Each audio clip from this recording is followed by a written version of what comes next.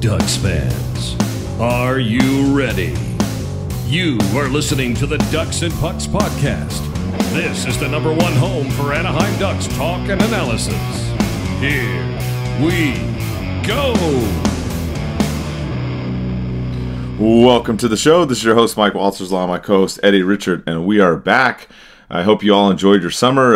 It's been a minute since Eddie and I have done a show, but we are back. We have plenty to talk about. Lots of Duck news going on. We got a new captain finally, some trade rumors, some injury news, tons of things to discuss. But before we dive into all of that, we do want to just take a moment, give our thoughts and prayers out to the Gaudreau family. We want to dedicate this podcast to Johnny and his brother Matt, who, as you all know, were tragically killed by a DUI driver. So we just want to dedicate the show to them. Send some thoughts and prayers their way. And I don't know if you saw it, Eddie, but the Columbus Blue Jackets, they actually are leaving Johnny Hockey's locker up for the season, which I thought was a super awesome gesture. Yeah, and I'm glad that you started the show off with that, paying tribute to them. It's such an unfortunate tragedy, and I can't recall the last time that the NHL or any sports team lost someone like this. It's so unnecessary and so, like, I want to say it's fucking stupid, Mike. I want to say that. It's just, my whole philosophy is, if you can't afford to go out and get a ride, you shouldn't be out drinking. Like he shouldn't have passed away. His brother shouldn't have passed away. His wife is giving birth to their third child. Matthew Gaudreau's was his wife was giving birth to a child too. It's so unfortunate. So, but I'm glad that you dedicate this show to them. And I mean, people, like, I'm not here judging you. I'm not lecturing you. But if you want to go out and drink, just have a plan. Like, you don't want to hurt someone and take someone's dad, mother, brother, sister away. It's not worth it. So, my thoughts and prayers to their family, to their teammates, their friends, and I mean hockey fans in general that are hurting over this. It was so unnecessary, but I pray that his family finds peace. Yeah, and you dropped the F-bomb early, and I think a necessary one on that. It's just upsetting. Plus, on top of having the children coming and all that stuff, they had a wedding that was just going to happen right after that. It's just tragic. And the thing I would say about that situation too, we're not here to lecture you and judge or whatever, but I always tell people, if you're going to go out and party and do all that stuff, you need to think before you drink. Is the thing. You just gotta anticipate, because once you get going, and I'm no saint either. I'm not perfect either. I'm much older and wiser now, but in my youth I did stupid stuff too, as well. So I'm not judging them, but just hopefully we can avoid something like that. And yeah, we just want to dedicate the show to them, their family, and everybody else that love them, friends and whatnot. So with that, we'll get the show going. Eddie, I know it's been a couple months. I know you and I have talked, but any trips or anything that you've done? Our last show was in July, so it's been a minute. But any earth-shattering personal things you want to discuss before we open up and go into all the Ducks news? No, Mike, I've been actually boring. I just been staying home. I'm running a business which is kind of shaky right now, so I've been focusing on that. My friend came over from Texas to visit me and went to Halloween Horror Nights, Universal. That was fun. Great time. We had some good sushi too, which I'm not a big sushi person, but I liked it. Other than that, I've just been keeping busy and just trying to work and not drink and drive, I guess. Sorry, wrong joke. But no, I just been kind of relaxing. So I'm getting ready for a vacation, I want to say next March, to Italy. That's going to be fun. But other than that, I just been boring. How about you, Mike? I haven't talked to you in a while. Well, it's funny you mentioned Universal, because I actually just went there recently. I love Universal Studios, so I went there for the day. and had fun, had a blast. I love going on the tram ride. You know, they're building the new Fast and Furious ride over there too, so I'm really excited. I saw that. Hey, thanks for the invite too, by the way. Yeah, it was that crazy week I had, or some of you guys saw this. I posted. I also went to Vegas and went to the USC LSU game. And if you haven't gone out there to Allegiant Stadium, that place is phenomenal. You all know I'm not a Raider fan; I'm a Rams fan, but that stadium is fantastic. So we went out there for the game. Saw that. It was like a bowl atmosphere. It was fantastic. Of course, USC pulled it off in the very, very end. Met a Ducks fan out there too. I posted that photo as well on social media, so that was kind of fun. But we did that, and then we came back, and then it was kind of like a last minute thing. We decided to go. So we both took a day off from work, and went during the week when it wasn't as crazy. But that's all the stuff I've been up to. Nothing too crazy. And you mentioned Italy. Italy's a blast. I went. I'm trying to think. It was right before, I want to say, the 2017 or 18 season, and I remember coming back the day of the home opener for the Ducks and making it, and being just super exhausted, flying all the way around the world to come back. But Italy is fantastic. I've been to Rome and been to Venice. Been to the Amalfi Coast. I mean, you can't go wrong there. It's just a lot of fun, going to Italy. So I would check that out as well. I guess the other question too, Eddie, we always talk about is what are you drinking? I'm drinking my Michelob Ultra today and Pink Whitney. So I've been doing that. I've been freaking drinking for 2 days. I've just been having a blast. My buddy came over and knocked on my door randomly with a 12-pack of Michelob, and I was like, hey, what's up? I haven't seen him in 2 months. He went on a cruise for 12 days, and his girlfriend hates me, so we don't hang out that much. So I got to see him, but yeah, I'm enjoying a nice Michelob in my Big L's glass I won last week. Nice. And I'm doing one of your favorites actually this time. I am doing a mango cart. So I'm enjoying that right now.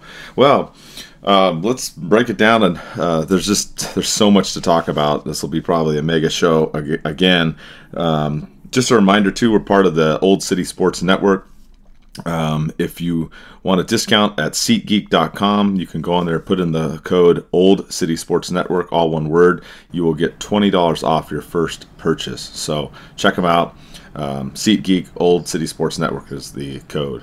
Now, as far as the Ducks, man, there's a lot. We actually got a couple things that happened right before we recorded, which is a shocker. Hey, Mike. Yes. Real quick. Yes. Look up. Do you see something like weird? Do you see a big C in the sky?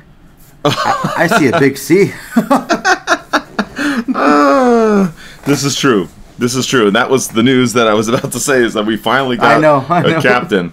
Oh my God, that's hilarious. And it wasn't a surprise. I mean, all of you out there knew. Everybody pretty much knew. We had the media tour coming out, and Elliot Friedman mentioned that, and a certain PA announcer might have slipped too on social media about it. I won't name his name, but you all know who that is. And so everybody knew. It was just a matter of when it was going to come out.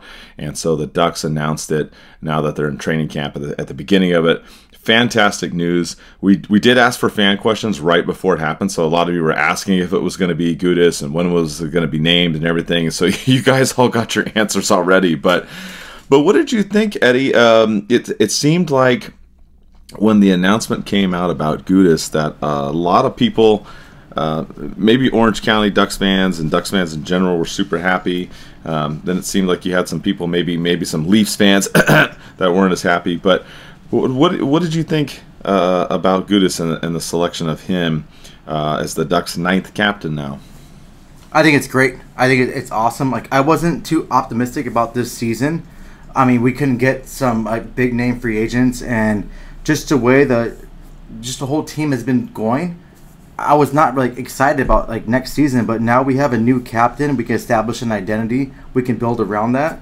I think Gudas is the perfect choice for it. I mean, not only because he's really intimidating and no one's gonna step up to him, but I think the Ducks are getting their money's worth when they signed him.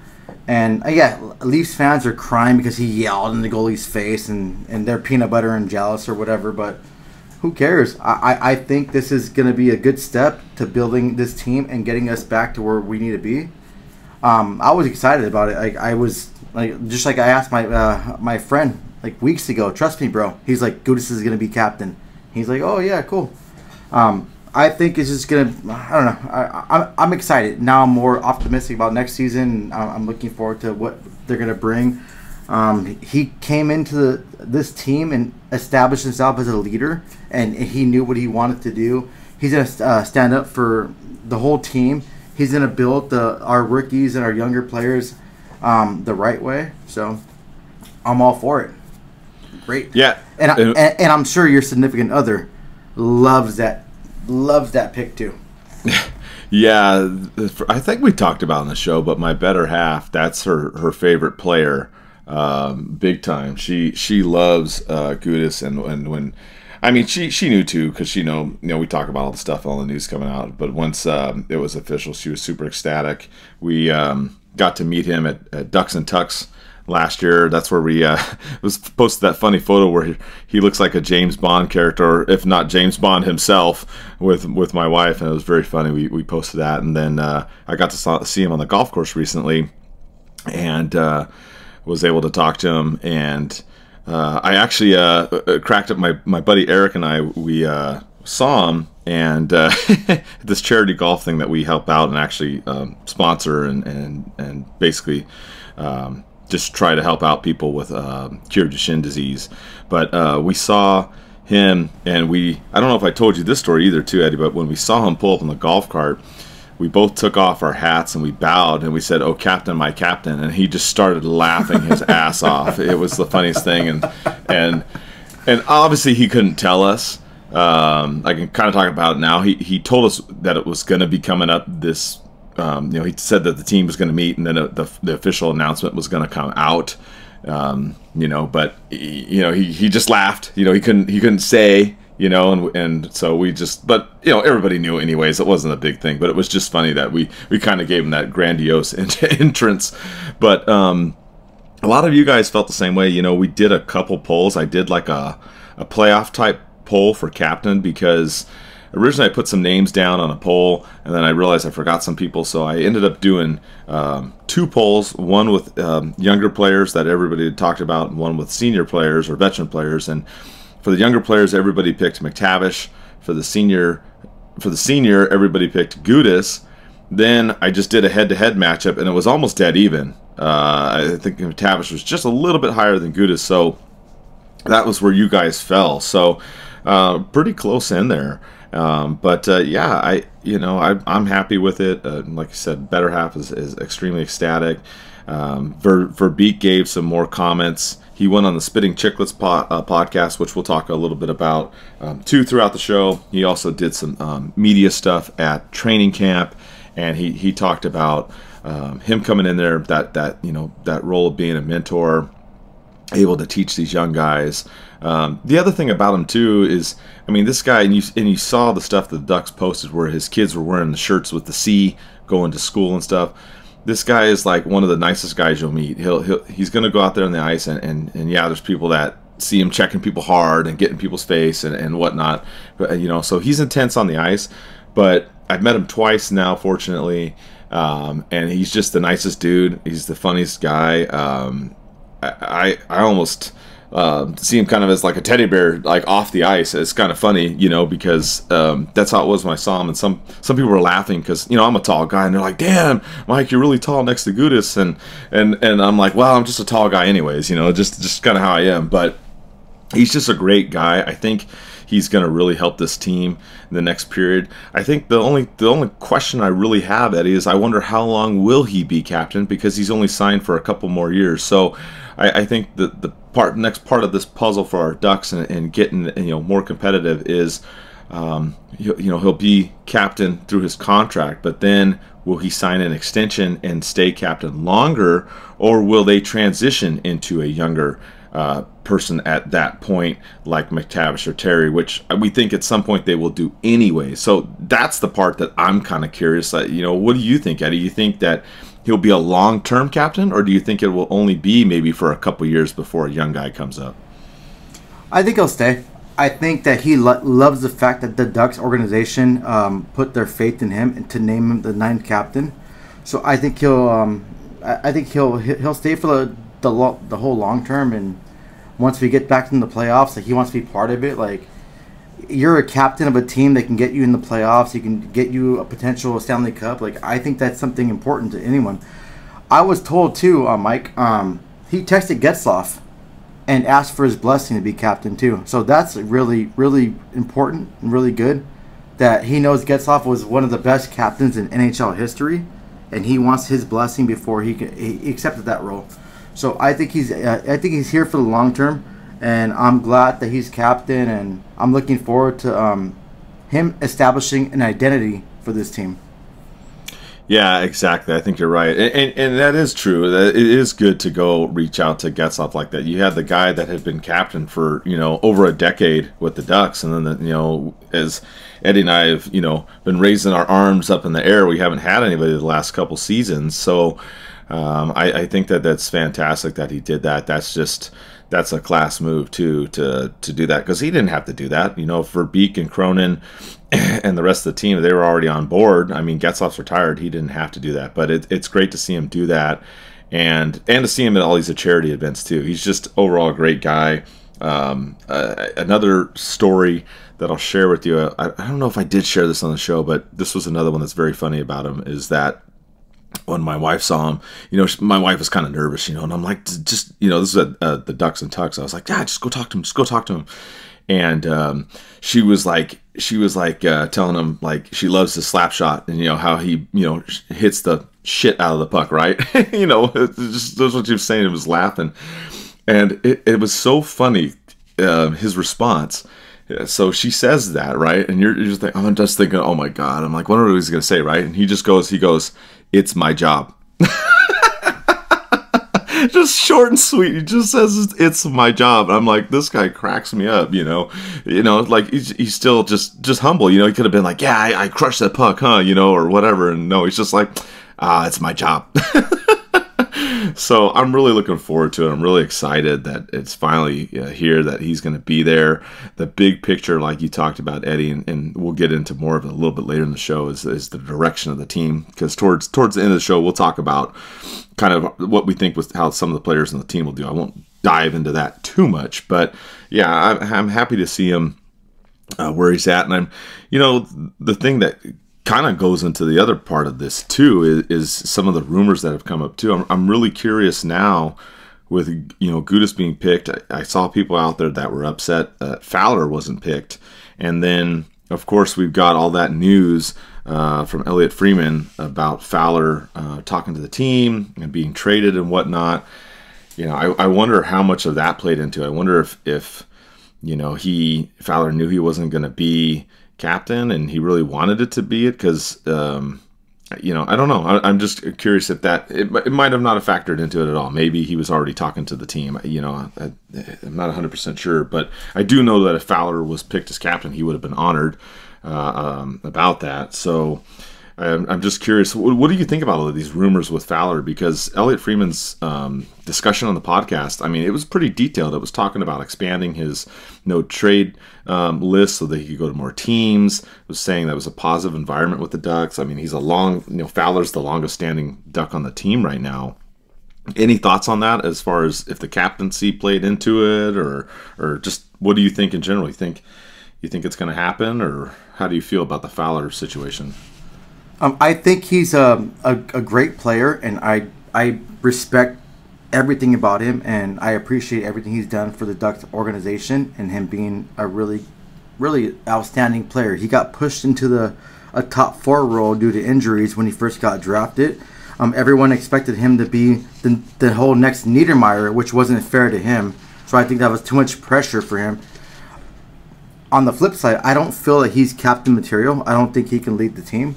That's no disrespect to him at all. I love him as a player, and I have his jersey hanging in my wall, like in my closet. So it's like I like him, but I think I don't know, Mike. I think a change of scenery for him will be good.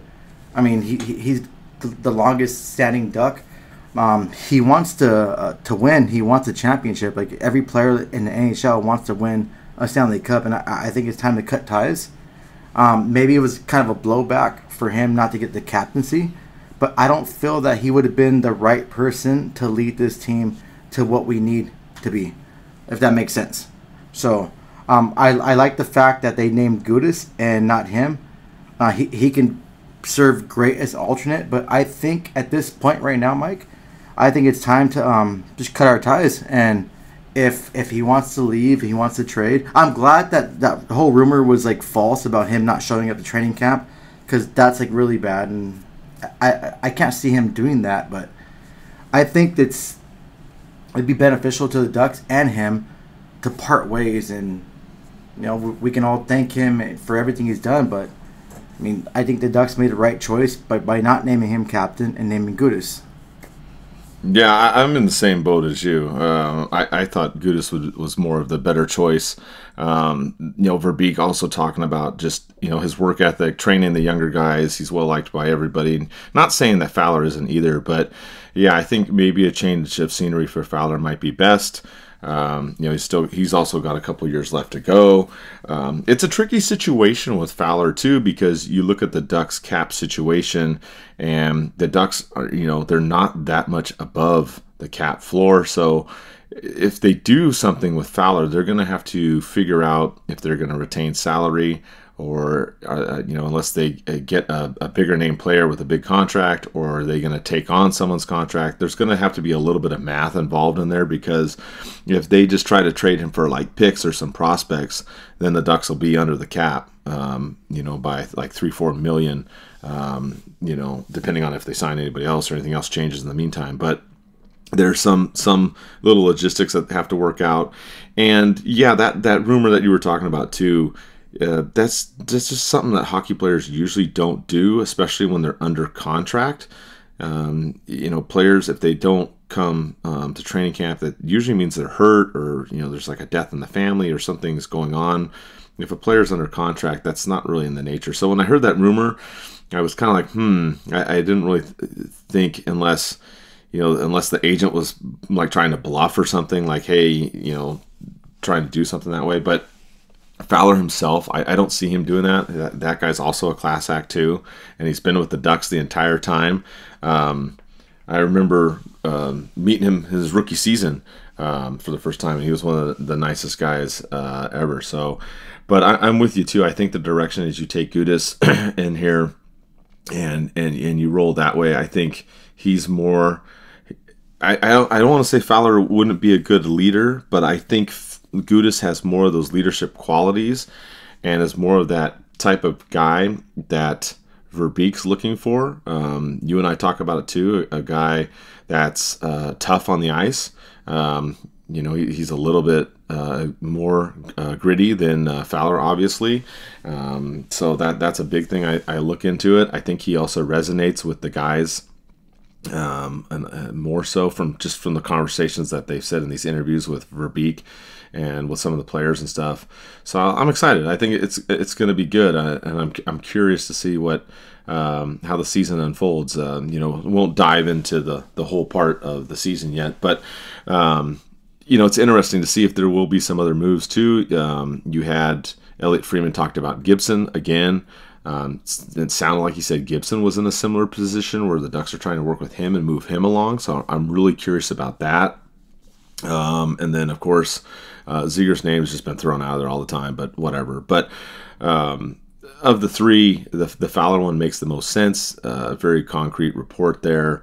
And I've talked to a couple people close to the team, and they think that he will be traded. It's just a matter of if, not when. One person told me that they thought at the beginning of the season he would be gone, and someone else thought maybe before the trade deadline. So maybe that's why that other rumor came out. They thought that, oh, well, he's just going to get traded in the beginning of the season, so he's not going to show up. Maybe that's what spurred that other rumor. I don't know. But from some of the people I talked to, they're saying if, not when. So I have to keep an eye on that. But what do you think on the Fowler situation, or even Gibson, or any of those other kind of rumors that are still lingering out there? I think it'll happen with Fowler. Like 100%. I think it will happen, and it should. He deserves a chance. I mean, he's an older player. He's been in the league for a long time. He's dedicated himself to the Ducks. He doesn't owe the Ducks anything right now, and I think he deserves a chance to go to a team that can win. So I'm thinking that's good. I'm 100% on trade Gibson. We have Dostal. He can facilitate that starting role. We should have traded Gibson a long time ago when his value was skyrocket high. We could have got so much for him. Nothing against Gibson. I love him too. He's done great things for our organization, but I mean, it's time to move on. We have to adapt or die. We have to go. I want to say something about Gudas too. I think he will hold people accountable for their actions. And Mike, honestly, if I was at a bar and he smacked my girlfriend's butt, I probably would try to fight him, but I'd get my ass kicked. And I think Gudas is that kind of person where he'll show you respect, but if you screw up on the ice or if you're doing something wrong, he'll approach you the right way, and he'll teach you how to do the game the right way. And he wants to win, and he's bringing that winning mentality like over here to the Ducks. So yeah, I think Fowler will be gone for sure. Gibson, I don't think they're going to trade him. I don't know why Verbeek and this management is so like they're so just like spun on him and just keeping him. Like, let him go somewhere else. Let's move on from him. We have a great quality starting goalie, a younger goalie that we pay less. Like, let's take a chance on him and do that.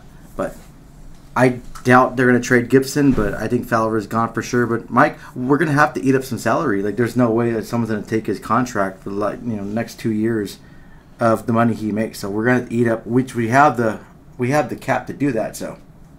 Yeah, that's the part that's interesting about this puzzle, because this thing came out about Fowler, right? And it wasn't just like, oh, he's going to get traded, or oh, he wants to get traded. It wasn't just one of those generic rumors. Like the same one was that are floating around there with Seagrass. The Fowler one is like legit. Like Elliot Freeman went into some serious detail about them having a positive environment, talking about it, working on the trade list and whatnot, and coming together in those details. So the thing is, though, is either one of these guys, their salaries are both, in the $6 million range. They're going to have to figure something out, because if they trade both, now you're talking about, going down $12 million on the cap. So they're going to, it might be too difficult to do both. I don't know. It depends on, if you look at the other teams and their cap situations, and see, where they're at.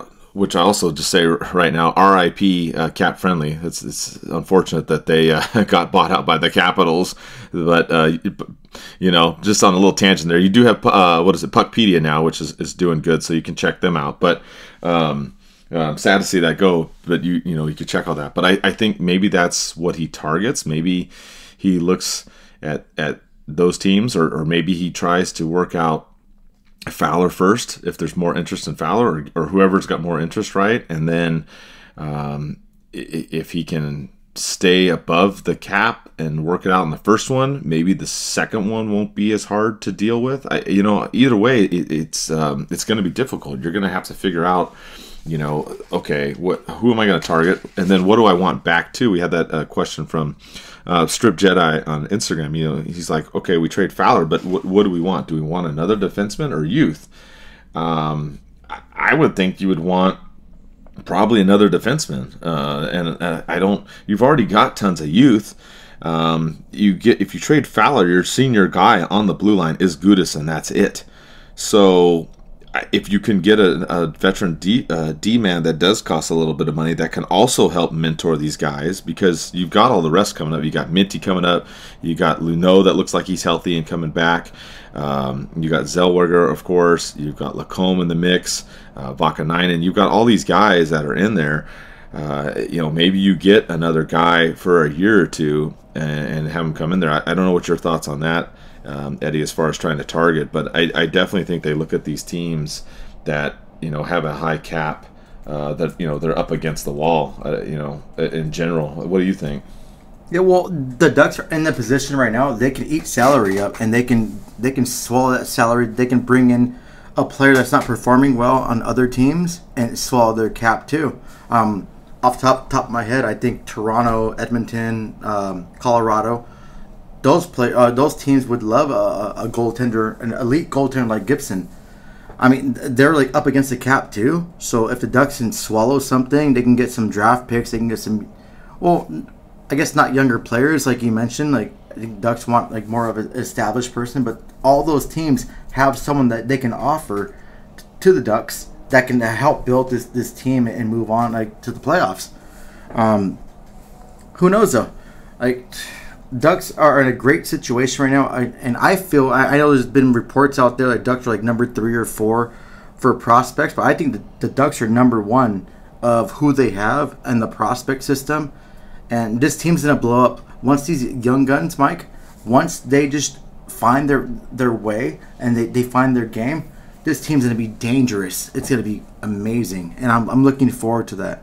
I'm not looking forward to the increased beer prices, but shit. Yeah, and I mean, and looking at some of these teams, you know, there's a lot of teams and a lot of options that are up against the floor. And I mean, you've got teams that Verbeek's got connections with too. You've got Detroit that's up there really high in the mix. Your Avs are up there high in the mix. The Islanders, the Hurricanes, Rangers, Penguins, all these guys, the Leafs you mentioned too. All those teams, they're up there, you know, really high against the floor, at least as of looking at Puckpedia right now. So there's a lot of options on there. I think that there's plenty of targets that Verbeek can look at and try to go from there. But yeah, I'll say we'll save like the roster stuff for a little bit later, and we'll dive in that a little bit more. But one other little part on these trade things I did just want to kind of close out with on this little segment here is I know that there's people that are frustrated with Verbeek as far as going out and getting people, and they're like, yeah, you know, he's not going to go out and get anybody anymore. You know, Eddie, you and Mike are smoking crack. Like, how is he going to move, you know, Fowler and Gibson and all this stuff? And that's fine. I mean, it's cool, whatever. Yeah, you know. But just remember that he did take a swing and miss on some people. He tried to get Stamkos. He tried to get Marchessault. Both those guys went to Nashville. Then you had Montour went on a podcast and said that the Ducks went after him too. So that's why I don't put it out of the realm of him to try to get a more veteran-type defenseman in that mix if Fowler is traded. So, you know, I know a lot of people don't get weren't happy, especially during summertime. There was a lot of people on social media getting upset, but you know, don't be upset about it. I think something will come up soon. We'll see how it works out, and that kind of dovetails into my little announcement here. I saved it towards the middle of the show, but we've also joined the Hockey Podcast Network. So now we're on 2 groups now, which is very, very cool, and we have some sponsors for them. So, you know, if mental health is a concern for you, we have a great sponsor called BetterHelp, and this show is sponsored by BetterHelp. And if you're having, you know, issues and different things, you know, Eddie and I do talk about this issue a lot on the show, but they have resources there to help you. And if you're a person that maybe you don't want to talk in person and that's not your thing, they have online resources so you can do stuff, you know, from the very own seat of your home to go check out. So I encourage you to go in there and contact them if there's something that's bothering you or whatnot. You know, Eddie and I are always here. We always give out our stuff, you know, advice to help. But I would check them out. You can check them out. You know, rediscover your curiosity with BetterHelp. Visit BetterHelp.com/THPN today to get 10% off your first month. That's BetterHelp, HELP.com/THPN. So with that, and giving out that announcement too, Mike, I'm super ecstatic to be part of this group too as well and have this sponsor ready. Yeah, we're not just like having an ad read either. I need help. I told you, Mike, numerous times, like when I lost my father, and I lost my mind too. So it's like I reached out to people and I got help. So it's, if you need help, just go ahead and get it. You want to talk to someone, reach out to us. We're always here for you guys. You guys are a hockey family. You guys are our friends.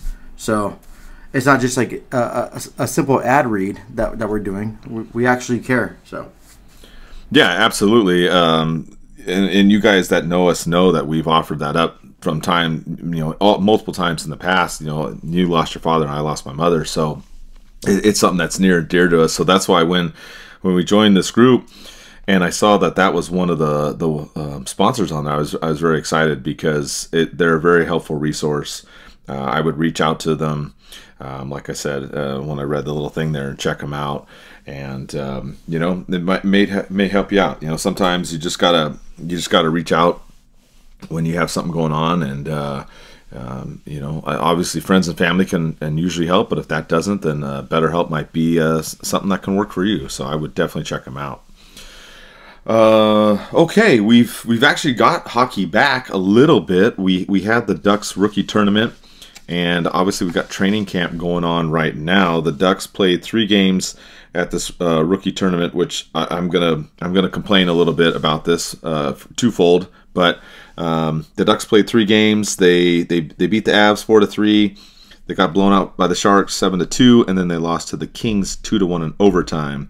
The rookie tournament was hosted by the Kings in El Segundo, and sorry Kings, you guys did not do a good job. It did not live up to what I had expected. First off, the stream was terrible. You could not see hardly anything with the net in the way. Thankfully there were some people there that were recording live on the side, but I just felt the stream just was very upsetting. Not being able to it was just difficult to watch. I'll just put it that way. And then the other thing was the charging of $200 for people to come into the game, or actually for the whole week of games, was very frustrating.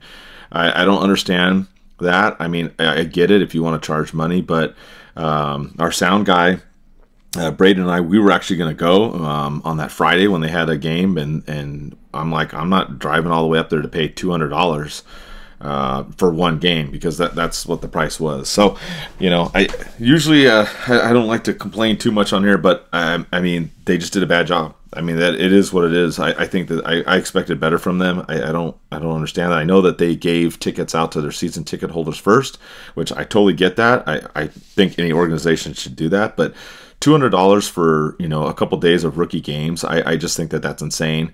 And then the quality on the stream, it was good that they had the stream, but to me it was kind of pointless. It was hard to watch. It was kind of annoying, frankly. So that's just my take on that. As far as the Ducks, I was really excited. I think Cutter Gauthier looked good. He had a couple good goals on there. You had Connor Smith, what a banger, dude, knocking up some fights. Yeah. So what did you think of the tournament, aside from my little rant about the Kings? No, Mike, I didn't know they were charging that much money. It's like they want to promote hockey more, but they're going to charge $200. Like, average people can't afford that. Like, especially in California, everything's expensive. Like, I pay $200, but every other week for my gas. Like, that's stupid and dumb. Cutter. Mike, I don't know if you can beep this out, but I went 6 to midnight. Like, seeing his shot, he has such a fast release. This kid might get a Calder, the first Ducks Calder guy. Like, his release is so fast, and he just how his hockey sense and smart. Oh, I'm looking forward to him. And people are I think he's like 3-1 to win the Calder. He's a special player. He wants to be here. He has a chip on his shoulder. He didn't want to be in Philadelphia. And Philly fans are crazy. Sorry, Jesse, but you guys are nuts.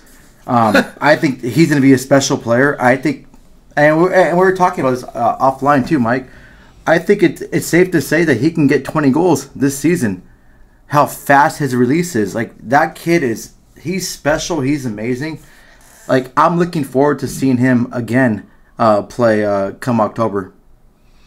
Yeah, you mentioned the 20 goal thing. I went on another podcast. I'll doing a couple other ones now that were part of this network, and you may see Eddie on some other ones too. And I talked about this. The Spitting Chicklets podcast, they were thinking he could get 30 goals. And so these other gentlemen asked me, what I thought would be a successful season for Cutter.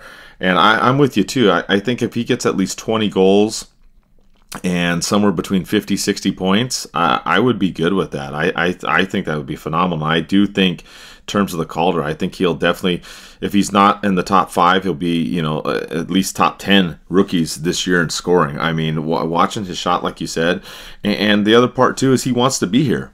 When they had that jersey reveal, I can't remember if people posted or not, but he literally flew into town like that day to get there and be there for the season ticket holders, Orange Alliance members, and whatnot. So I mean, that was awesome. And then the other part of it too, which I know you like, Eddie, is he's got, just like Gudas and Zegras, he's got swag. Before the championship game, college, it kind of backfired on, but he said that the other team was going to be in tears.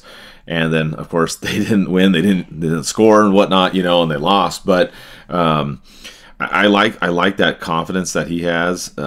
Some people don't like Zegras' attitude or Cutter's attitude, but I like their attitude. And I think you have to go out there and you have to have that confidence. Yeah, maybe it's a little bit borderline arrogant if that's what you want to think. But if you go out there and you back it up, then they can shut up. I mean, that's what it is. It's put up or shut up, right? So that's what I look for, and I'm really ecstatic to see how he's going to do this season with the Ducks, because we've got a preview of how the lineups will be and whatnot, and we'll talk about that.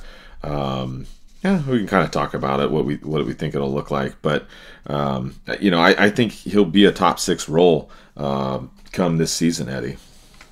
Yeah, same here. I you know what?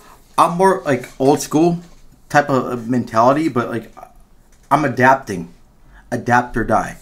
I love his confidence. I love Zegras' confidence. I love that flair they have. And Cutter, it seems like he has a big chip on his shoulder, and he can back it up. His shot, Mike, I watched his shot from the post that you posted. His shot and his release is so fast, like. Oh, he's a game changer, and I'm glad that I mean, just like any other Ducks fan, I was upset when they traded Drysdale, but it's like, holy shit, we got a gem. This kid's gonna freaking light the lamp, and I can't wait. And you know what you were mentioning too, or I don't know if you were mentioning or Phil did about mentioning nicknames when Phil announces like who scores a goal or who's coming out. I hope that the Ducks will allow Phil to do that, because Cutter, that's a great nickname, right? Cutter? Yeah. Cutter, the cutthroat, blah, blah, blah, or the butcher. Man, I'm excited, Mike. Yeah, absolutely. Yeah, Phil. 6 to midnight. Yeah, Phil mentioned that, Sorry. and I was like, oh man, I wonder. And then someone made a good point in the comments that they said, hey, he should talk to the players and make sure the players are good with it. And I go, yeah, absolutely. I'm sure most of them will be good with it. But I don't know the rules on that.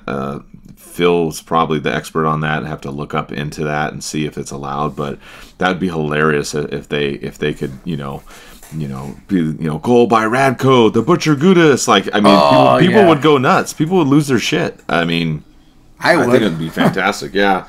We'll talk a little bit more about some of these guys too, because Verbeek did talk about these guys on the Spitting Chicklets podcast. So we'll kind of keep talking about that, because I already mentioned the Cutter, 30 goals. He did talk about the trade with Drysdale, and he said that, which this has already been known, but he traded Drysdale. He wasn't as upset about it because of the depth. Basically, he felt like he was a little bit more expendable because the Ducks had more guys on the blue line coming up, which we kind of knew. But then he talked about some of the other guys that are coming up. Our first round pick, Seneca, I thought was interesting. He liked his overall game as being fast, skill, and tough, having an edge, which we kind of talked about too with some of these other guys. Like Gudas plays with an edge. You see Cutter with an edge. Some of the other guys, and it was interesting because that's his big thing. He looks into that. And he thinks that is like a key for the playoffs. He's like, hey, when you're in the playoffs, you have to do all three. You have to play fast, you have to have skill, and you have to be tough. So he's really big on Seneca. I mean, he was in that interview. He also talked about McTavish. He said, people sleep on McTavish's passing ability and thought that he's an underrated passer. So that was another thing that he talked about. So I thought it was interesting. It was a good a good thing. And I think you're kind of similar to Verbeek. Verbeek said he's not really big on trash talk. He's more old school. But he also does like the swagger and the confidence. So I thought it's just a really good interview. I don't listen to Spitting Chicklets as much as you do, Eddie. I do here and there. But if you haven't checked it out, I thought it was a great interview. What did you think about what Verbeek had to say? Mike, I want to clarify something real quick. I heard a rumor. You and Verbeek got into a fight. That's why Verbeek has his hand wrapped up. So who won that fight, Mike? I'm kidding. I know, that was weird. If you guys saw that interview that he did at training camp, he goes to adjust his glasses, and then his whole right hand is in a wrap, and then it looks like his pinky and ring finger. So I'm curious to see what the story is behind that, Eddie. I probably don't want to know. Like, man, I wouldn't fight for the whole little ball hate either. He seems like he's crazy and he's a gangster. But yeah, I love his whole interview on Spittin' Chicklets. I do listen to him a lot. I mean, they're getting kind of annoying here and there now. They weren't like where they were, but he said a lot of good things. The way he drafts, like the way he wants to build this team, I have more confidence hearing him talk, and he's not bullshitting. Bob Murray, I hope he's getting the help he needs, but he was a bullshitter. He was a politician just saying things that we wanted to hear. I think Verbeek is saying things that he really means, and he wants to build his team a certain way. So I'm looking forward to the future with him as a GM and him holding players accountable and him going forward and building this team and bolstering that with big, fast, skilled players. Yeah, absolutely. Absolutely. Another part of this, too, is you already brought up the injury to Verbeek. You know, it's like, you know, I talked about this with some of the other guys. Mike, who won? Oh. You or him? Well, I'll just say that my hands aren't wrapped, okay? They're not in casts. But yeah, no, it's, you know, I was talking on with some of these other guys, these other podcasters about the Ducks and talking about some of these things that you were talking about, being competitive. You know, I want them to score more offense and whatnot. We'll talk a little bit about the lineup and how they'll do towards the end of the show. But, you know, I was bummed out because as soon as they put out the roster, they already put out, well, we already knew that Seneca was hurt. Susanek was hurt too. He had knee surgery, and the Ducks signed Dansk, who's most likely going to be the goalie down on the AHL because Susanek's out pretty much the whole season. He had posted that photo of him on IG, sadly, right? So I'm like, okay, we already have these two injuries. Didn't think Seneca would play with the Ducks this season, you know, unless something drastic happened. But you had those two. And then they put out the training camp roster, and then you see Minty and Gaucher are now out hurt. And I'm like, what the hell? I'm like, the one thing I was talking about, besides them playing well, getting a captain, which we got that, was, you know, I wanted to go into the season healthy, and I'm just like, really?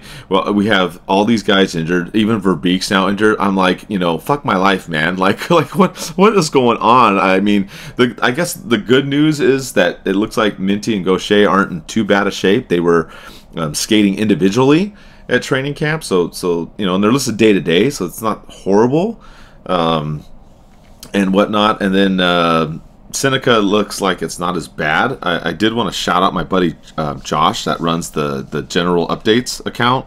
When the Ducks mentioned that he was going to be out 6 to 8 weeks, he had the update on there about him, and I guess Seneca got hurt in the World Junior Exhibition game with Canada and U.S., and that was like 4 or 5 weeks before what the Ducks had announced. So it looks like he'll be back, it probably in time for the OHL season. But man, Eddie, I just like the season starts, and I'm like, what's up with this, man? You have all these injuries, including the GM. Well, yeah. Well, you shouldn't be fighting the GM, Mike. Like, damn, relax. Calm your temper down. No, I need better help. I'm sorry. Oh, better help. Yeah, there we go. Ad read. I think Minty is going to be a big factor. He was great. His rookie season, he was amazing. He looked like he belonged in the NHL. Like I don't recall a rookie coming in and stepping in the blue line the way he did in a long time. So I think he needs to step up, and I think he will. I think he he feels comfortable, and I think he will be a better defenseman, and I can see him being a superstar soon. So, fingers crossed. Hope I don't jinx him. Yeah, no, absolutely. And I also wanted to point out too, our now kind of our buddy Josh over at General Updates. I would follow him this season. He's got a lot of access to the OHL team up there, and he will probably be providing you updates on Seneca when he's up there. You know, and I felt bad for him a little bit too, Eddie, because when he put out his report, like, people were blowing him up on X. And when I reached out to him, because I had seen that, you know, it was 6 to 8 weeks, but they weren't sure exactly when the injury happened. So I reached out to him, started talking to him, and a lot of people blew him up in his DMs too. And I just thought that was unfortunate. You know, like, here's this guy, he's trying to, you know, doing a blog and just, you know, doing a thing with the team. And it kind of reminded me of myself, 11 years ago now since I started this? 10, 11 years ago? I lost count, when I just had a little lame blog and I was a nobody, which, I mean, I'm still pretty much a nobody. I'm just a big fan. But, you know, I just thought it was unfortunate. So I had talked to him a little bit about that and just encouraged him, you know, because I'd rather lift people up than be condescending and knock people down. And, you know, I think that he's on the right path. I think he's doing a really good job covering the team up there. So I just wanted to give him a little bit of a shout out, because now he and I have become friends, and we've been talking a lot about stuff that's been going on and exchanging stuff. So that's just my little thing on there. But I think we will be okay this season still, Eddie. Yeah, I'll do something more. Josh, thank you for everything you do in covering the team. But I know a lot of other Ducks, I guess, accounts and people, and I'll say it, Mike, you can bleep this out, but they're pieces of shit. Mm-hmm. Like they want to bring people down, and they want to not work as a team. We're all one team. We're all covering the same sport. We all have our love and passion for the Ducks. So I don't understand why certain people and individuals want to bring people down when we're covering the same gosh damn team. It doesn't make sense to me at all. Like, holy crap! Like, we're all part of the same network. Yeah. You know how much we can do, and the coverage we can bring to people and fans if we all work together. But hey, some people are just peanut butter and effing jealous. So. Yeah, and it was a mixed group with him too. There were, I guess, Canadian fans and Ducks fans that were attacking him, and I just felt bad. I told him, you know, it's unfortunate. I just said that's why, you know, I don't really post my opinion on that platform anymore. I use it on other platforms in the show. So, but you know, I'll be getting updates from him, and he's doing a great job. So, my kudos to him. We'll kind of talk. We'll go into this, but I got another sponsor too. We'll talk about how we think the Ducks lineup will shape up, kind of what our expectations. We already kind of talked about Cutter too, and then we'll kind of talk about the Pacific Division. Then we'll kind of hold it at that, because otherwise the show will go on forever and ever and ever. I know we're trying to get, you know, back caught up, but I'm really happy about this one. This podcast is also sponsored by DraftKings, so I'm super excited about that. The NHL season has not started yet, but you do have the NFL going on. Of course, there's other sports as well. But, you know, if you're doing fantasy football and you want to get involved in betting, and you know, you want those fantasy points maybe to count and translate into something else, right, on betting and whatnot, you can do that on DraftKings, where, you know, your touchdown can actually score you big, right? So with DraftKings, you can score big with DraftKings Sportsbook. The best place to bet touchdowns. You can download the DraftKings Sportsbook app and use the code THPN.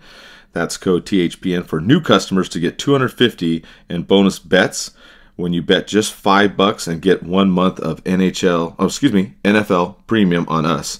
Only on DraftKings. The crown is yours. And then I just have a little notice about gambling that I'll just play, and just listen to that, and then we'll keep going.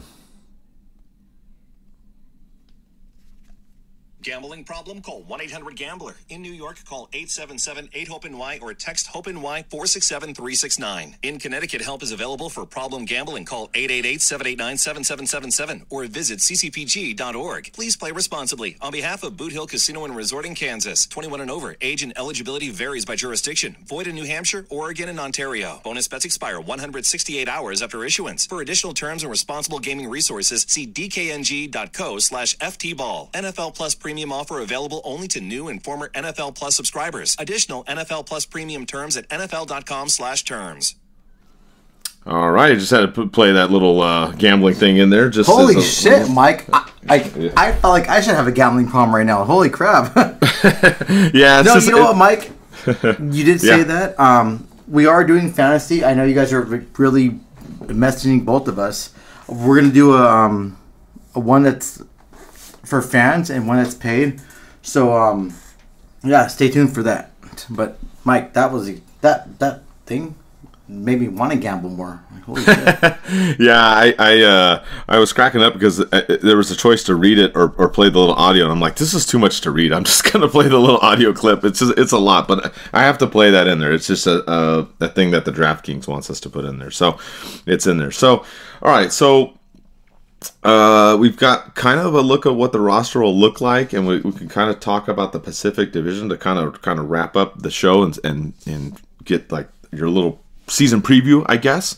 So the Ducks had their top lines for the training camp, and they had Zegras, Carlson, and Terry on one, Gauthier, McTavish, Killorn on one, Fabry, Strome, and Vetrano on one. Those are probably your top 9. The bottom 4 will probably flux, maybe McGinn, Lundstrom, and Leeson. It could probably change up or whatnot. But what are your thoughts? We'll just talk about the forwards, and then we can talk about the defense in a minute. But what do you think? If these are the lines, which we don't know for sure, right? It's training camp, but these were the top, at least the top 9, pretty much, players that we know. Based upon what was put out there, how do you feel? Like, do you like Zegras with Carlson and Terry? They seem to mesh pretty well. Gauthier with McTavish and Killorn, and then the newcomer Fabry with Strome and Vetrano. Do you like those? Would you change it up? Like, what do you feel? What's your initial kind of take on those lines? I think Cutter will do a lot better. I'm playing on line with Carlson, and I think Zegras would be more fit with McTavish. So I think that would, that's the only thing I would actually switch. McTavish can protect Zegras, and then with Carlson's ability to move up and down the ice and how fast he is, and he can like make some great passes, I think they can score a lot of goals with Cutter. So that's the only thing I would change. Yeah, for me, my little concern is Fabry, Strome, and Vetrano. I don't know if that's a good mix. I mean, I don't know. Fabry's going to be new, so it's going to be interesting to figure him out anyways.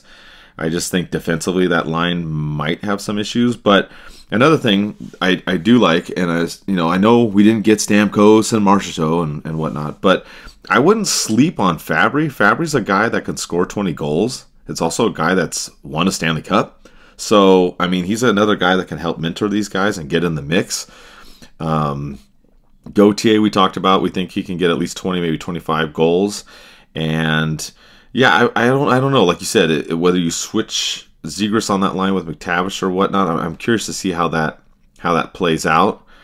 Yeah, it's going to be interesting. But we had some questions like that kind of go into this. We had DMark04. He asked, what would be considered a successful season for Zegras? Liam HKY10, who's a sleeper, will pop off for us this year.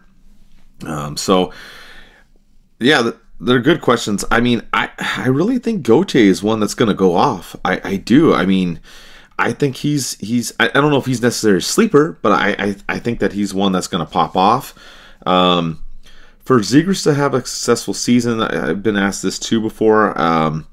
He's just got to get more consistent offensively. I mean, and granted, there's injuries too with a lot of these guys, right? We had Carlson was hurt, Zegras was hurt, McTavish was hurt, Killorn was hurt. Like, everybody was hurt. You were hurt, I was hurt, we're all hurt. But, it's just nuts. Verbeek is hurt. Shit. Right, I know. Yeah, Verbeek's. I shouldn't have boxed with him. Damn it. But I think for Zegras, I would like to see him get up higher in the point total. Getting that 70-80 range is what I'd like to see. I don't expect him to be as much of the scorer. I would like him to be, but I see him more as the setup man. Oh, and that was another thing. What did you think about Z's hair, man? He got the mullet going on, Eddie. What did you think about that? Yeah, it looked nice. It looked nice. I love it. It's like the Jeremy Yager hair, but you mentioned something too. I think and I don't know if I'm out of line, but I think Vetrano. I think it was a fluke last season. I think he's not gonna produce what he did, and I think they should have traded him at the deadline. And honestly, Mike, I think he was a bust. Yeah, I'm with you too. I don't think he's going to score as many goals. I think he can still get in the 20 range, but I don't know. I don't see him popping off for 30 plus again. I mean, if he does, it would be awesome and amazing.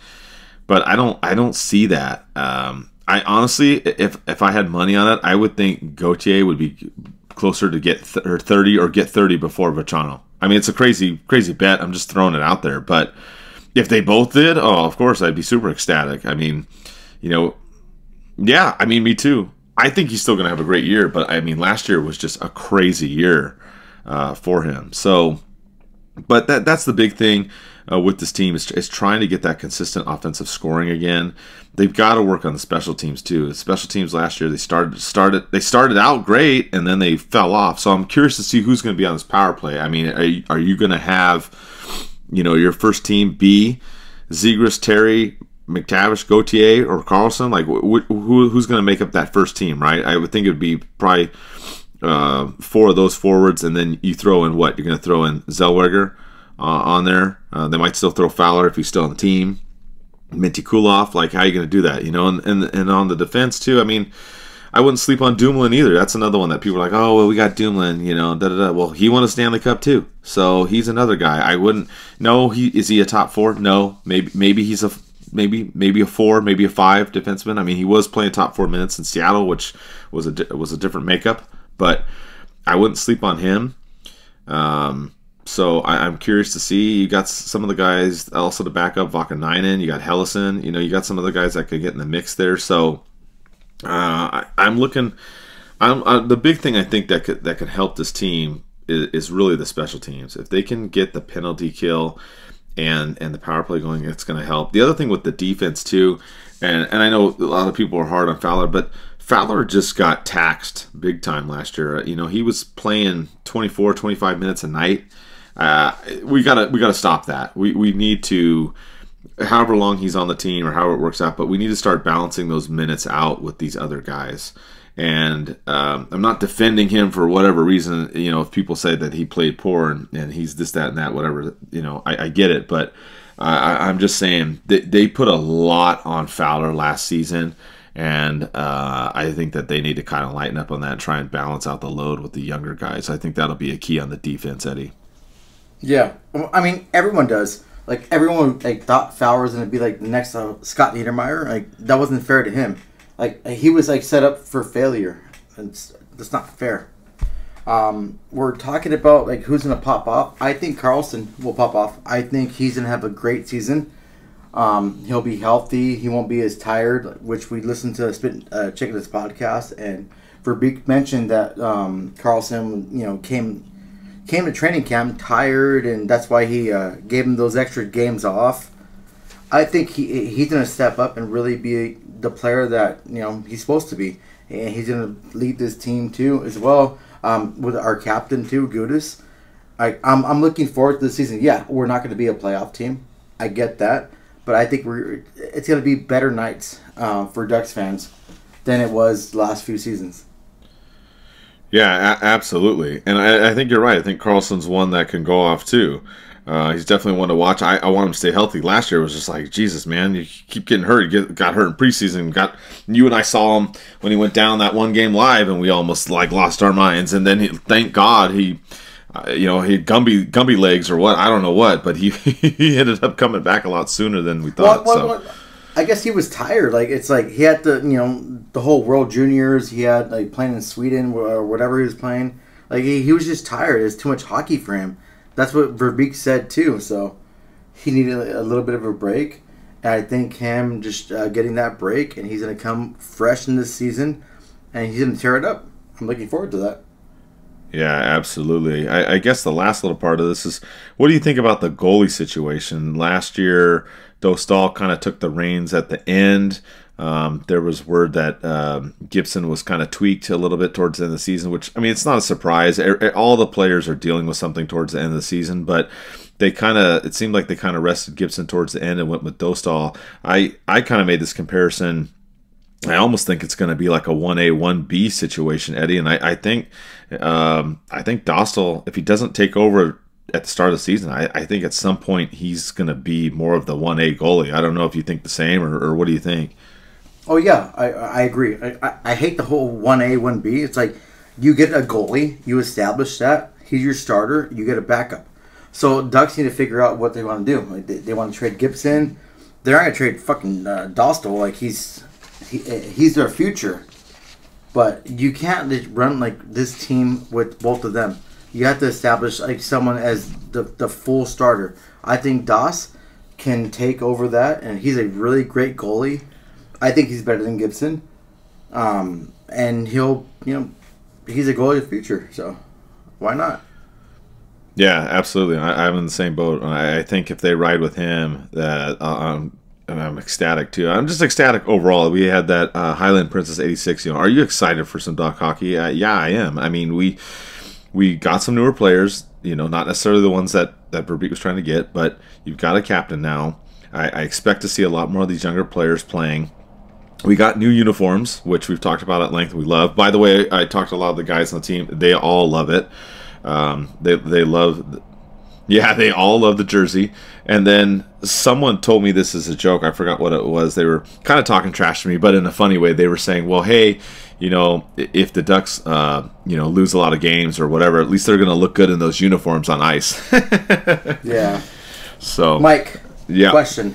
Yeah. Who scores the first goal of next season? Ooh. Who do you have? That's a good one. I'm gonna go with Cutter. Who are you gonna go with? Oh, damn it! I was gonna go with Cutter too. Okay, then we both go with Cutter. Yeah, Cutter. Okay, I think so. Yeah, I think so. All right. So the last little part of this, we'll just like a mini preview, not like an in-depth. Sorry, we're not like the biggest analysts in the world, but let's just kind of wrap it up. Let's talk about the Pacific Division and the stuff that's going on, and what do you think? I think the Ducks, I think they will do better. I honestly think, looking at the division, we've kind of talked about this before the show. I think that they can do better than, say, Calgary and San Jose, and at least maybe get up closer towards a wild card spot. I'm not saying they're going to make the playoffs, but I just feel like they're going to be a lot more competitive and a lot more fun to watch this season, Eddie. Yeah. Because Gudas, he's not want to lose, and he's a tough guy. Like he's gonna strive to have them be better. But we mentioned offline too. Like you mentioned they can possibly be fifth. I don't think they'll be in a wild card spot, but I think they're going to be more competitive. My goal, or not my goal, but what I want from this team this season is I want our young guns to make the next step. I want them to kind of evolve and be the players that we all expect them to be. I'm not trying to have this team get in the playoffs and lose in the first round. I just want our players to feel more established in the league and have the confidence and kind of grow. That's all I want. Yeah, absolutely. And I want beer prices to go down, but well, yeah, 100%. And I think looking at these teams, I'm kind of curious because you have Henrique still with the Oilers. You have Corey Perry, as we know, is over there. I look at the Oilers to be a force again. Obviously, you all know they almost won the damn thing. So I see them still being in the mix. Seattle added Montour. I could see them being in the mix. Vegas is always in the mix somehow. Vancouver came on strong last year. Those are kind of the four teams that I see up top, and then I'm kind of curious the LA situation. I think that they could be a wild card team, but I know you were thinking a little bit differently. But I think, I don't know, the Ducks and the Kings, they might be close in record this season. I'm really curious to see how that plays out between those two. I mean, what do you think in terms of like who makes it and who doesn't in the Pacific, Eddie? Well, Vancouver, Edmonton, and Vegas will make it. I think the Kings are gonna have a relapse, and they're not gonna make it. And if they do, it'll be a wild card spot. Like you have Doughty. He's getting older. He can't perform. Like if he does, more power to him next season. Kopitar, older too. When you get older, you slow down. Look at freaking Verbeek. You and Verbeek fought, and his hands messed up now. He fought. No, I'm kidding. No, and I don't feel confidence in the Kings. Like they have Darcy Kemper, and he had a better defensive core with Washington in front of him. He's not going to be the goalie. Like he's not going to be the savior. The Kings aren't going to do that. And right now, with the whole political climate too, the Kings can't get free agents to come over here. Just like the Ducks, you have to overpay, or you have to have a better product on the ice, which the Ducks and Kings right now don't. The Ducks are rebuilding, so they have a more higher value. The Kings are declining.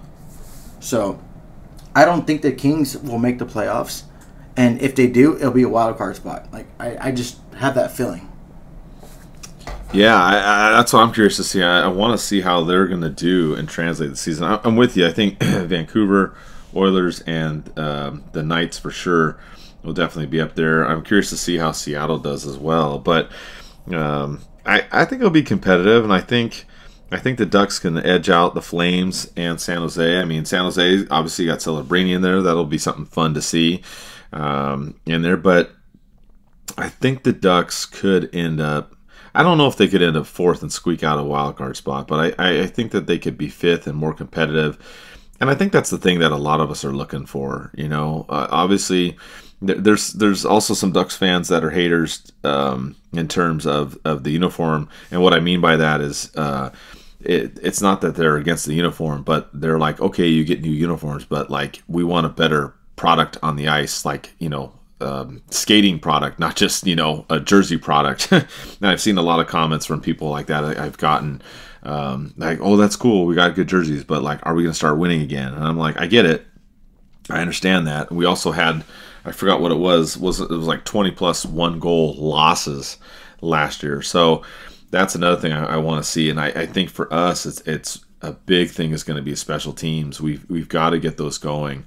We got to stay out of the box too. That's another one that killed us too. Another key is not getting called for all these penalties, which I forgot, but I'll mention this because we're wrapping up. That's the one other little update we had on the team too, is that Getzlaf is now going to be at the Department of Player Safety, Eddie. So people had mixed reaction to that. They were like, oh, I made that joke of, hey, we're going to start getting some calls. But then people were like, is he going to be under Peros? And, how's that going to work out? So I thought that was kind of funny. What did you think about Getzlaf? He was going to be the mentor with, player development. And now he took this Department of Safety position. Kind of took some people off guard. I was annoyed a little bit until you told me that he moved to Tennessee. So now I get that. I don't know. I'm more old school in a little bit, so I want the hard hitting. I don't like what Peros has done. It's like you made your career off hitting people hard and having that drive, but then you suspend people. Andrew Cogliano should not have been suspended. Even the Kings player, I think it was Toffoli he hit. He even stated that was Kemper. Yeah, Kempe. Yep. Yeah. He even stated that should not have been a suspension. That was bullshit. So I just hope Getzlaf has more integrity for the game, and knowing that hockey's a hard hitting sport. But I wish that Getzlaf would have been something with more of the organization. But once you mentioned, Mike, that he moved out and he moved to a different state, then good for him. I wish him all the best. Like I said, he's one of the greatest captains in NHL history. So I still love him, and if he makes a bad call, then I'll go to Tennessee and not do anything because he'll probably beat me up. But you have to bring me. I already took out Verbeek, okay? I know. That's our running theme. Okay, I'm going to get Getzlaf next. Oh, man. Yeah. No, yeah, I mean, that's the thing. Yeah, he doesn't have a house out here, and he's living out in Tennessee permanently. So maybe, trying to travel back and forth wasn't going to work out for him. So that's really it. That's all. I think that's all we have. The only other thing is, there's a Victory Plus now, which I'm kind of excited about, kind of a broadcast update, and they're also going to be on Channel 13 a lot this season. So I'm curious to see about this Victory Plus. They're doing the Ducks and the Stars, and apparently they're going to have like different camera angles and maybe a lot of other cool features coming up. So I'm curious to see how that interaction goes. There's no more Bally Sports, so I know a lot of people are happy about that. I miss Fox Sports, to be honest. Yeah, I miss Fox. Fox Sports was awesome. Yeah, that's the one that I missed. But that's all I really got. Eddie, you have any final thoughts as we wind down our first show of the 24-25 season? No, I'm looking forward to seeing what the Ducks can produce on the ice, and looking forward to talking more hockey with you, Mike. So, yeah, that's it. All right, man, and we're excited. Hockey is almost officially back. And we're part of a couple of networks, and we'll keep rocking and rolling. We got some more surprises along the way this season that I won't announce yet, but glad to be back. Thank you for the support, and let's go Ducks.